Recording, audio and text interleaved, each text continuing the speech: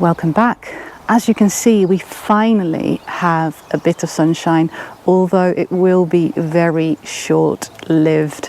The Portuguese saying is abril, águas mil, which means lots of water in April, and we are surely getting that. Our olive grove, even though it's been dry for quite a few days now, is still very soggy, and we are expecting the rain to return for about 7 days at least from Friday onward.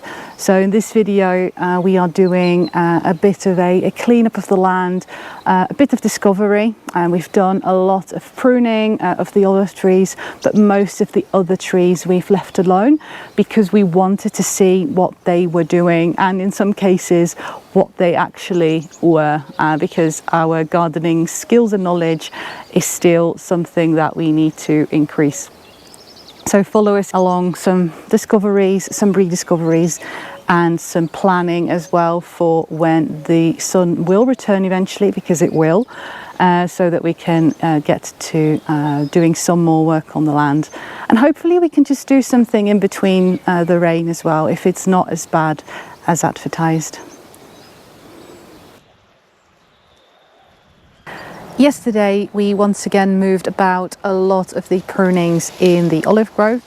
A few weeks ago our neighbour came to ask us if we would once again allow her horses to graze in our olive grove, to which of course we said yes, because who doesn't like a free lawnmower? But for that we wanted all of the cuttings that were still there in little piles, or little big piles actually, to be moved into one spot. We have not decided yet whether we are going to process them, or at least parts of them, for mulch and composting, or whether we are going to burn it or parts of it. We maybe let you decide. Let us know in a comment, what would you do with this kind of heap of olive tree cuttings?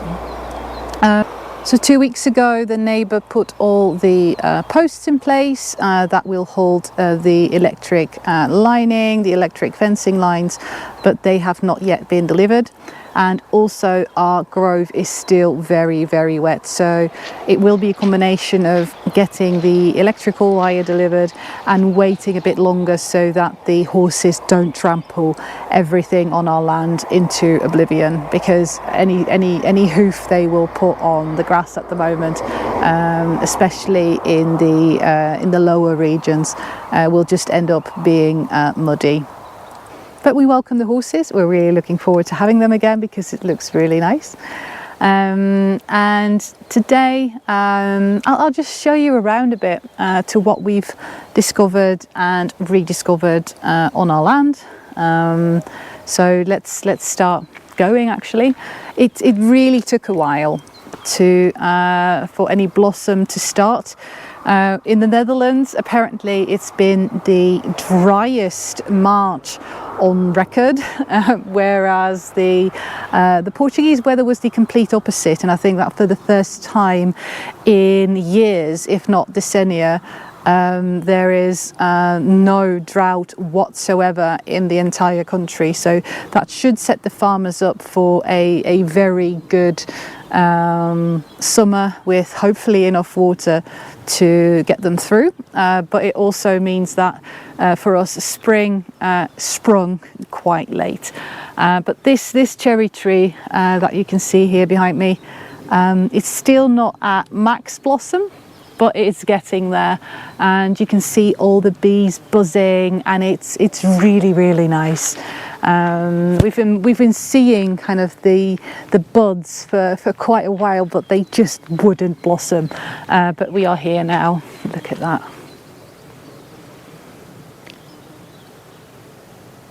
Beautiful white blossom. Over here we've got the grapevines that are along here, and we will not know how healthy they are. Well, they are not very healthy, we know, but we'll have to see how unhealthy they are once the time comes. But we're leaving it for at least this season. It's not going anywhere weird, so we're leaving it as it is, and we'll just see what the yield is and where and whether we need to trim.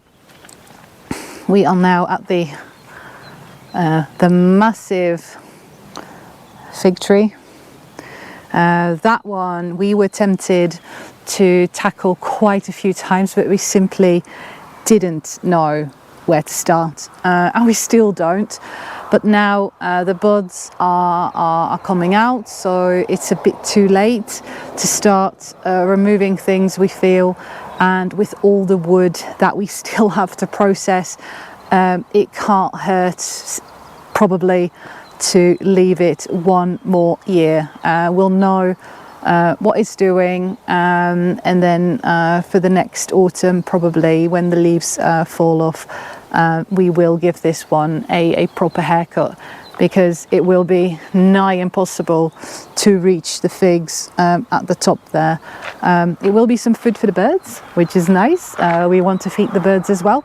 But it would be a shame if a lot of it goes to waste. And also we just need to make sure it's back in shape again. I'm now at the far end of our land, or actually at the beginning if you count it from the road, and there are a few trees here that we weren't sure either what they would do, so we left them to see what would happen, and also to see if we could identify them, because a lot of trees, when they're hibernating over winter, we can't tell them apart yet. So now that they are starting to blossom, or at least some of them are starting to blossom, we can use Google Lens to help us identify what they are.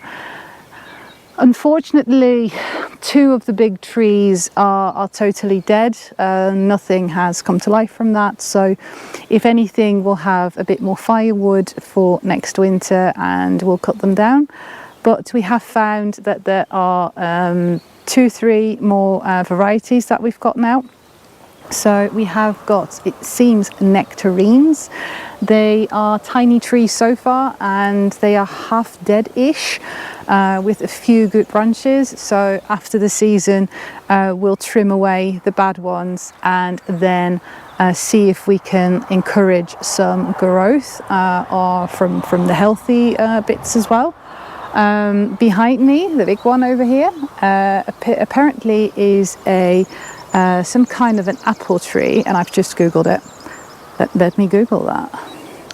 I've got it open still. A knobbed russet apple, and this British heirloom apple is a remarkably fine-grained and sweet with nutty flavours, and it harvests in October, so we have a bit to wait. But let's see. I've never had one, and if it makes an apple pie, I'm happy.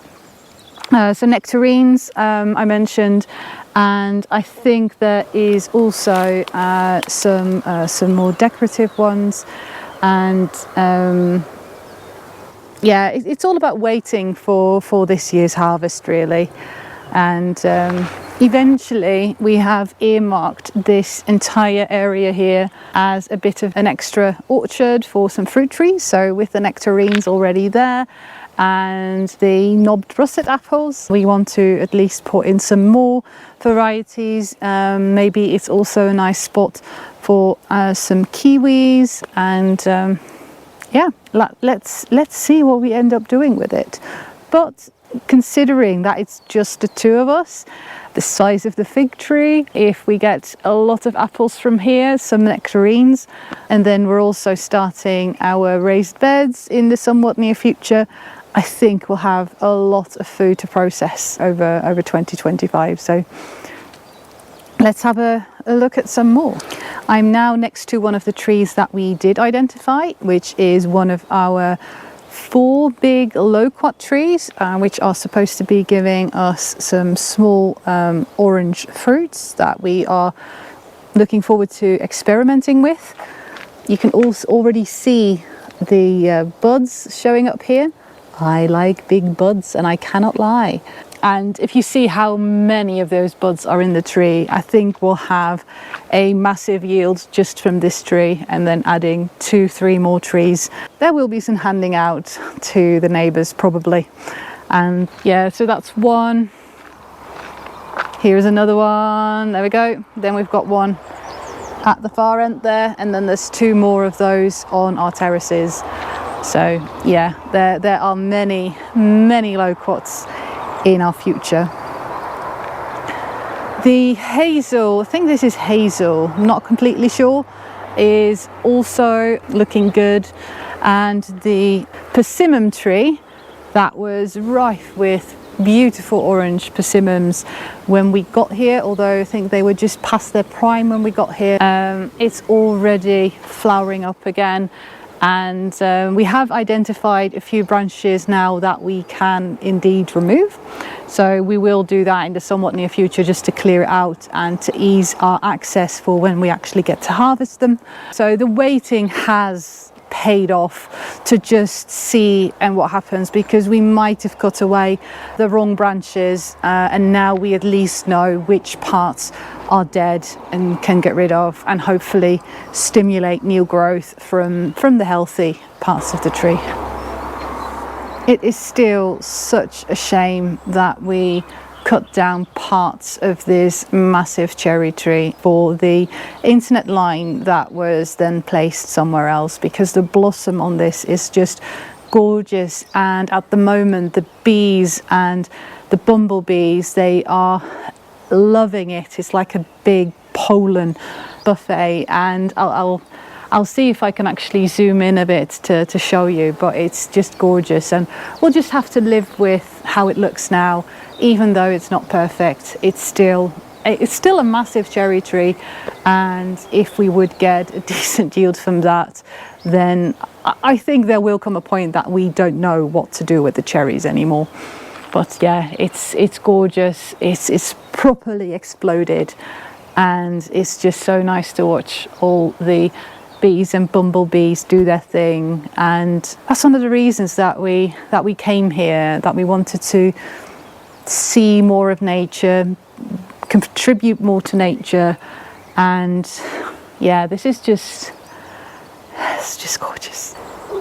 We have also found part of a plum tree. It was a bigger tree, but unfortunately only a few have blossomed, so probably cut away all of the dead branches here as well. And again, like with the other trees, see what we can do to encourage growth and new healthy branches. In the grove are also what we have now probably identified as two big blackthorn prune trees, and they seem to be a lot healthier than we thought. There are a lot of small buds on there, and given that everything has been delayed a bit, expecting them to blossom in the next few weeks, but with how healthy they actually are, we're expecting a lot of prunes from these two trees.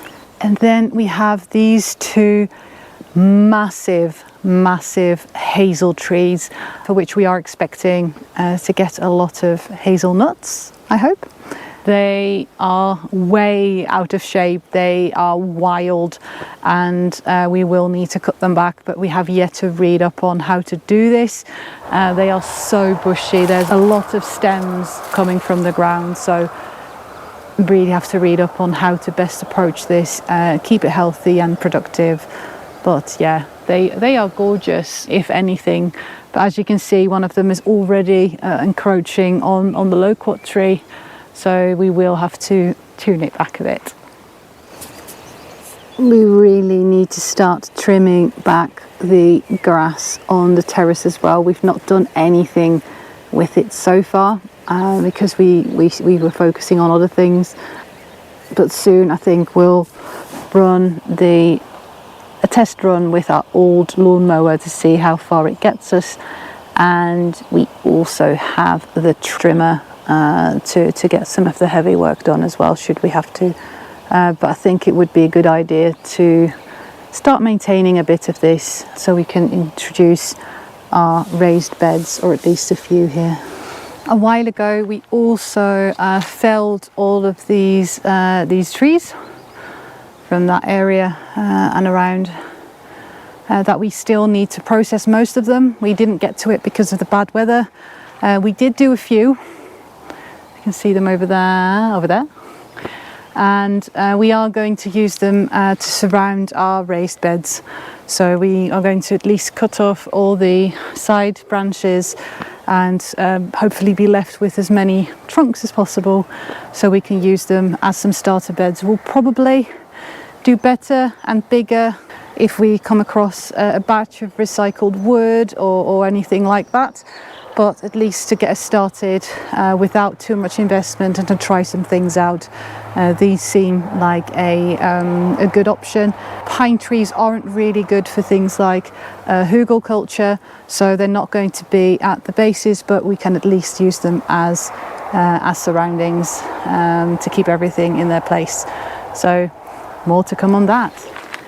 We also have a few acorn trees, so that's really nice. Don't really know if you can do anything with them. We'll look it up. We do see that we've got a few oak apples, which are kind of the breeding grounds for a specific kind of wasp. It's not too bad, I believe, not as bad as our caterpillar problem. I don't think it's actually a problem to have them, because having some wasps is healthy, obviously, for getting rid of other stupid bugs. So let's see what that does as well. Unless I'm mistaken, let me know in the comments and I'll keep track of them. But yeah, we've got quite a few of those. We've got a few here, and I think I've spotted one or two near the driveway as well. We are also going to cut down most of the smaller pine trees that are behind the additional building for fire safety mostly, but also again because we really want to reduce the pine tree population to reduce the caterpillar population. And those two big bushes, they are currently doing a really good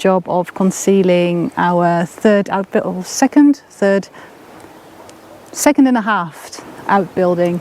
Really ugly, but now, at least for now, it's really beautiful. So we're not cutting those back yet, and we might put it into some shape for next year, but that building is very, very way down on the project list to do something with. So we might as well just leave those beautiful bushes up for now, because they're pretty, and who doesn't like pretty bushes?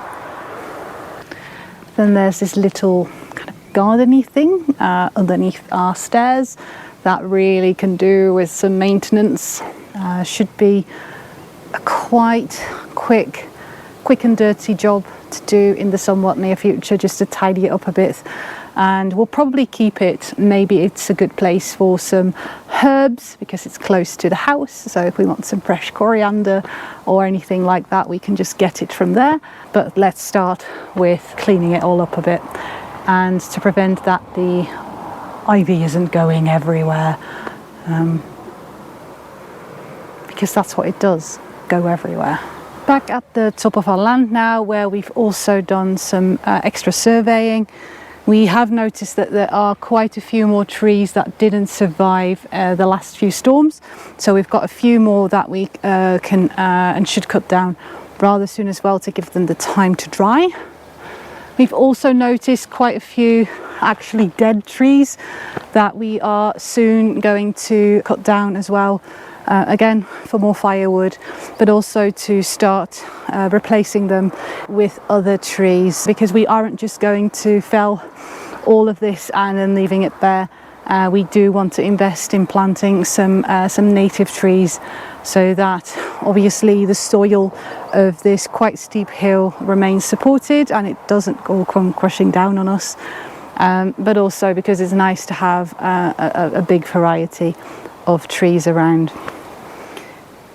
Thanks for still being here in this video, so thank you for watching. I really hope you enjoyed this little video with a tour of the land in springtime. It gave at least us, and hopefully you, a much better idea of the potential of the things of hope, that a lot of the trees that we thought were completely dead actually still have some life in them. So we are going to try our hardest to see if we can salvage that and stimulate new healthy growth, rather than starting from scratch and by planting new trees. We will be planting some new trees in the somewhat near future. But we have to figure out which ones to start with, which varieties, but also the majority of those trees. So do we want to start from really tiny and cheap for about seven euros, or do we want to invest in some more mature trees that will bear fruit a lot sooner? For many things there are no shortcuts, and we know that, but it would be good not to have to wait 10 years for our first oranges, for example. But it's all about balancing the costs and the reality. So that's something that we are still learning about, that we're still figuring out. But for now, we will have loads of cherries, we will have loads of loquats, we will have some nectarines, we will have apples, we've got pomegranates, we've got prunes, we're starting our raised beds. So even if we don't plant anything new or discover anything new, we will have our work cut out for us, and we'll be able to make hopefully a lot of delicious things straight from our garden.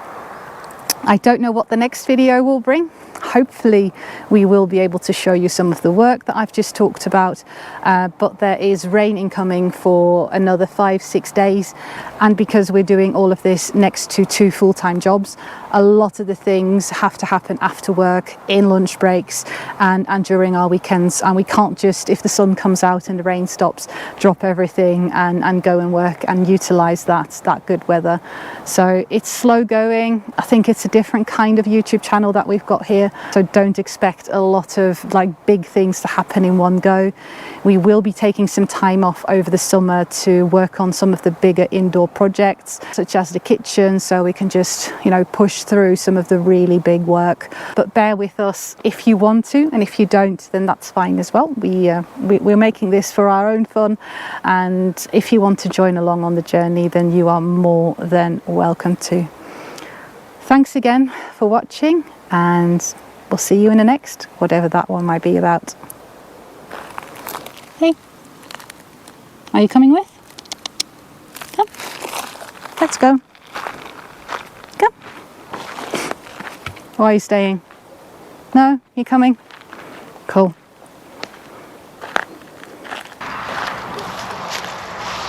If you're watching, Karen, yes, this is all the stuff that we moved when you were here, and we're now moving it somewhere else.